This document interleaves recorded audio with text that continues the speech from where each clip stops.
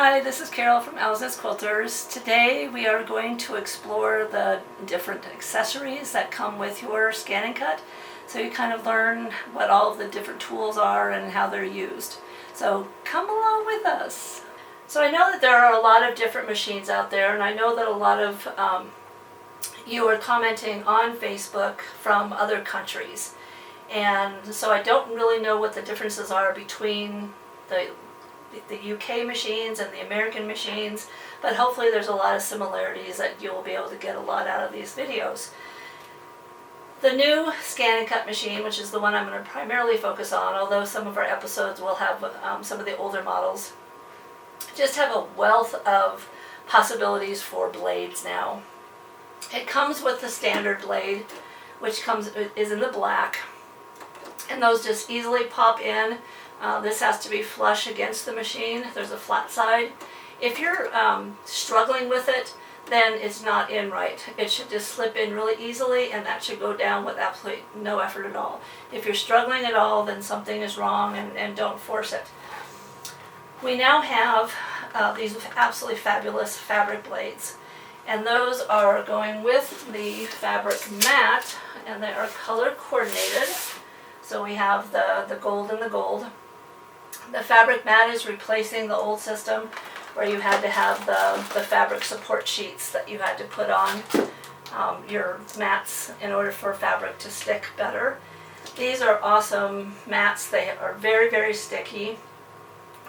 If there's one thing you get out of these sessions, it is this, and listen carefully. When you're using your gold mat, use bare naked fabric only. If you have any kind of stabilizer on it, it is going to ruin your mat and possibly ruin your fabric as well. So you can starch it and make sure that it's dry, but do not have any kind of webbing on it or anything. It's bare naked fabric only. You will be very, very sorry if you don't follow that warning. These are very, very sticky mats, and they're perfect for bare naked fabric. And they will use the gold blade. We can still do fabric when it does have a webbing on it on your regular standard mat, or if you have an old mat that still has your fabric support sheet. Those are still usable for fabric that you have some kind of stabilization on. So if you have a webbing, then you're going to go back to using those. We also have the deep blade holders and blades, and they are for cutting deeper materials. So these are great with cork, with leather, pleather, anything that has a little bit more of a thickness to it. You cannot go any further than 2 millimeters. Now the new machines, spoiler alert, will go up to 3 millimeters, and that machine is coming, and we will have a session on that machine as well. And then we have another color of a standard blade.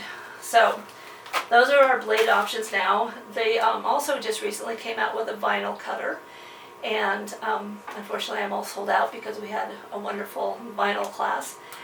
And those are fabulous for cutting the vinyl. They just do those half cuts or kiss cuts just beautifully.